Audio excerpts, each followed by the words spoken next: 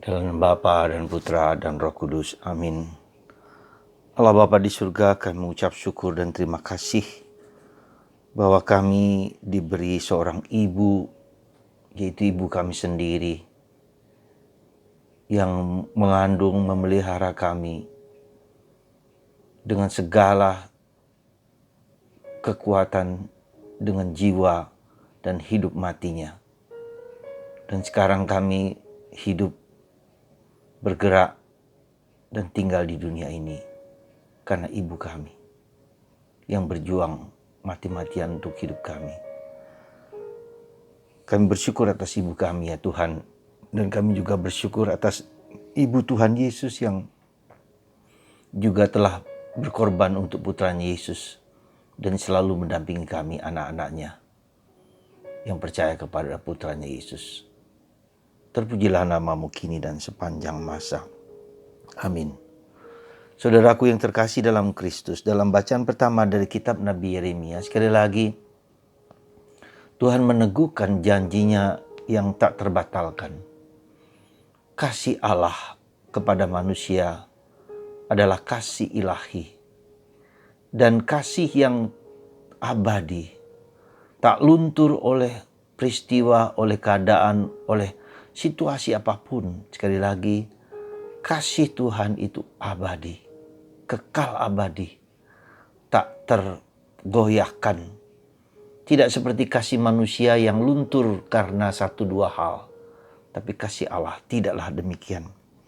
Dan itu dinyatakan sekali lagi dari kitab Nabi Yeremia. Dalam kitab Perjanjian Lama. Di mana dinyatakan sekali lagi bahwa betapa Tuhan mengasihi manusia. Dan nanti kasih Allah itu menyempurna dengan kehadiran Sang Sabda. Kehadiran putranya sendiri bagi kita manusia. Dan ungkapan itu kita lihat dalam peristiwa yang sangat mengagumkan dengan seorang wanita kafir, wanita dari Tirus, dari Sidon, yang juga berjuang supaya mohon kepada Yesus. Orang Tirus, orang Sidon dianggap orang kafir, bukan orang Yahudi.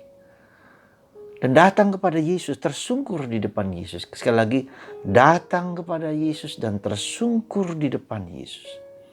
Yang meminta supaya anak perempuannya yang dikuasai iblis dibebaskan. Sekali lagi, bagaimana reaksi Yesus terhadap permintaan wanita hebat ini, wanita yang kafir ini? Kita perhatikan baik-baik. Kasihanilah aku ya Tuhan anak Daud, anakku perempuan kerasukan setan dan sangat menderita. Seorang ibu, saudaraku terkasih. Seorang ibu yang benar, yang jujur pasti ya, memiliki jiwa kepada anak itu, berjuang apapun juga untuk kehidupan anak itu. Ya. Tetapi Yesus kita lihat sama sekali tidak menjawab. Yesus tidak peduli. Yesus diam.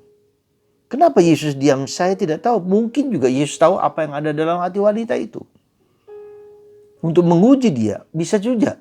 Tapi bisa juga karena dia bukan orang Yahudi. Maka dikatakan, lalu para murid Yesus datang dan meminta kepadanya, suruh wanita itu pergi sebab ia mengikuti kita sambil berteriak-teriak.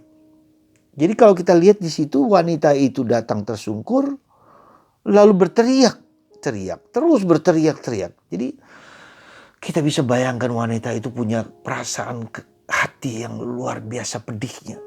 Berteriak, bukan hanya menangis tapi berteriak-teriak. Minta tolong. Ya. Yesus tetap setelah para rasul mengatakan aku diutus, Yesus menjawab seperti sekenanya jawaban Yesus ini. Aku diutus hanya kepada domba-domba umat Israel yang hilang. Ya.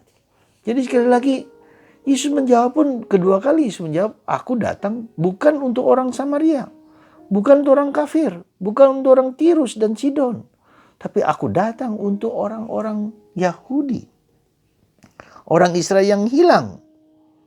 Tapi wanita itu mendekat dan menyembah dia sambil berkata, Tuhan tolong aku. Jadi teriak lalu datang mendekat dan kemudian lebih lagi, Tuhan tolong aku. Jiwa seorang ibu adalah jiwa untuk minta tolong kepada anak-anak yang ia cintai, yang dia sayangi. Sekali lagi, apa reaksi Yesus? Yesus menjawab, tidak patut mengambil roti yang disediakan bagi anak-anak dan melemparkannya kepada anjing. Tadi Yesus mengatakan, aku datang hanya untuk orang Yahudi, bukan untuk orang Samaria, bukan untuk orang Tirus, Sidon, bukan untuk orang kafir. Yang kedua kalinya Yesus menolak mentah-mentah. Tidak layak makanan itu. Makanan itu hanya untuk anak-anak dan tidak bisa dilemparkan kepada anjing. Luar biasa. Seperti penghinaan, seperti Yesus menghina wanita itu. Enggak, makanan ini, rahmat ini ya hanya untuk anak-anak dan bukan untuk anjing. Jadi seperti Yesus menyamakan wanita itu dengan anjing. Apakah wanita itu tersinggung? Mungkin kalau kita, meskipun kita sudah minta tolong tetapi diperlakukan dengan begitu dihinakan, seolah-olah wanita itu anjing. Tapi wanita ini muka tebal, katakanlah kalau gitu ya. Kalau demi kebaikan orang lain, demi kebaikan anak, demi kebaikan orang yang dicintai, dia nggak peduli dihina sekalipun. Ya. Tapi wanita itu luar biasa. Meskipun diejek, dihina, diperlakukan, kata wanita itu lagi, benar Tuhan. Tetapi anjing-anjing pun makan remah-remah yang jatuh dari meja Tuhannya. Saudara, ya, cinta itu mengatasi perasaan dihina, diejek. Ya, perasaan direndahkan, harga diri direndahkan. Dan ia mempunyai jawaban yang dengan teguh mengatakan, ya Tuhan benar. Tapi jangan lupa, anjing pun makan remah-remah dari anak kecil yang makan itu. Jadi anak kecil kita tahu kalau sedang makan kan sering jatuh ke sana kemari, dia nggak peduli karena belum pandai dalam makan, lalu makan sering jatuh begitu. Dan anjing pun makan dari remah-remah itu. Artinya apa? Rahmat itu meskipun tidak layak diberikan kepada kami, tapi sisa-sisanya pun itu bisa dimakan oleh anjing, oleh kami yang dianggap anjing, oleh kami yang dianggap hina ini. Wah, hati Yesus terbuka, hati Yesus tergerak. Di situ kita lihat bagaimana jawaban Yesus. Hai ibu, sungguh besar imanmu. Terjadilah bagimu seperti yang kau kehendaki. Dan seketika itu juga anaknya sembuh. Saudara, hati Yesus tergerak ketika setiap manusia menggedor pintu surga dengan keyakinan, dengan iman, dengan keteguhan, dengan konsistensi, terus mencari dan mencari, terus mengetuk dan mengetuk, terus menggedor dan menggedor. Siang malam berdoa tiada hentinya supaya anak itu dikuatkan. Saudaraku yang terkasih, wanita hebat ini adalah ibu kita. Coba Anda perhatikan ibu kita masing-masing. 9 bulan dia harus mengandung. 9 bulan dia harus mati dan hidup. 9 bulan dia harus merawat, memberikan yang terbaik untuk anaknya. Mendambakan buah cinta yang datang, yang akan menjadi kehidupan. Dia menderita begitu besar. Menderita begitu besar, begitu kuat. Untuk anaknya. Itulah ibu kita. Maka ketika kita menghina ibu kita, mengejek ibu kita, melanggar ibu kita, menyakiti hati ibu kita, betapa besar dosa kita kepada Tuhan. Karena ibu kita tidak kita hargai dengan baik. Sejelek-jeleknya, sejahat-jahatnya ibu kita, apapun juga kita harus hormat, kita harus mendoakan, kita harus memberikan yang terbaik untuk ibu kita. Dan apalagi kalau kita perhatikan ibu Yesus. Ibu Yesus. Bagaimana Maria yang kita cintai ini, yang sungguh-sungguh memelihara Yesus sebagaimana ibu pada umumnya menjaga, betapa dia betapa dia menyayangi anak yang dia cintai. Anak Allah dalam rahimnya. Wajah perilaku mungkin juga meniru Bunda Maria. Mungkin wajah Yesus meniru wajah Bunda Maria.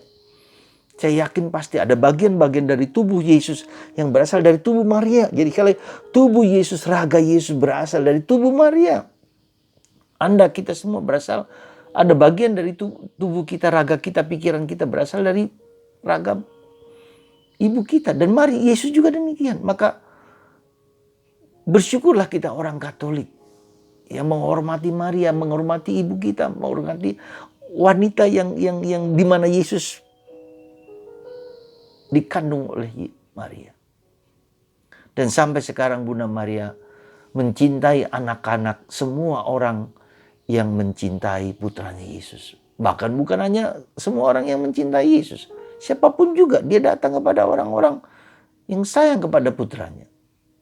Maka saudaraku terkasih dalam Kristus, wanita-wanita hebat ini, terutama Bunda Maria, sungguh merupakan kebanggaan kita. Dan kita sebagai orang Katolik sangat-sangat bersyukur bahwa kita tidak hanya langsung kepada Yesus, langsung kepada Bapa, langsung kepada Roh Kudus, tetapi Maria memiliki gelar yang luar biasa, dalam tempat yang luar biasa dalam keselamatan umat manusia.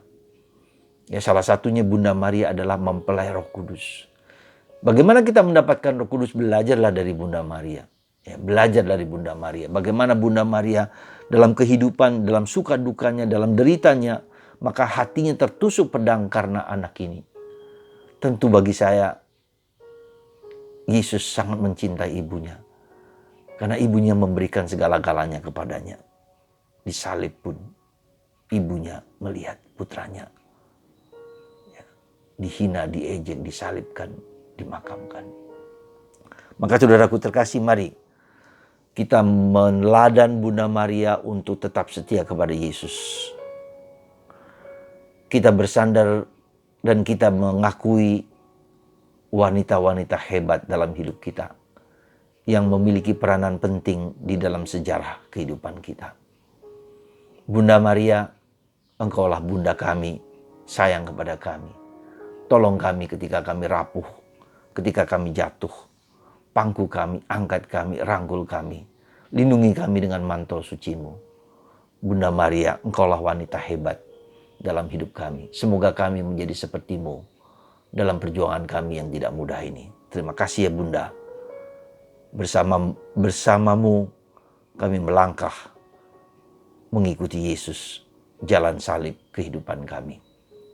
Semoga Tuhan memberkati kita semua dengan kasih yang melimpah. Demi Kristus Tuhan dan pengantara kami. Amin.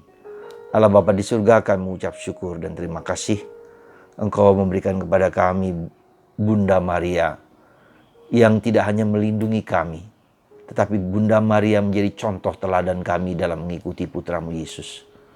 Bersama Maria kami berjalan melangkah mengikuti Putra-Mu Yesus. Semoga kami kuat tabah dalam kehidupan kami sehari-hari, merangkul salib kami menjadi bagian penting dalam kehidupan kami. Terpujilah nama-Mu sepanjang segala masa, dalam nama Bapa dan Putra dan Roh Kudus. Amin.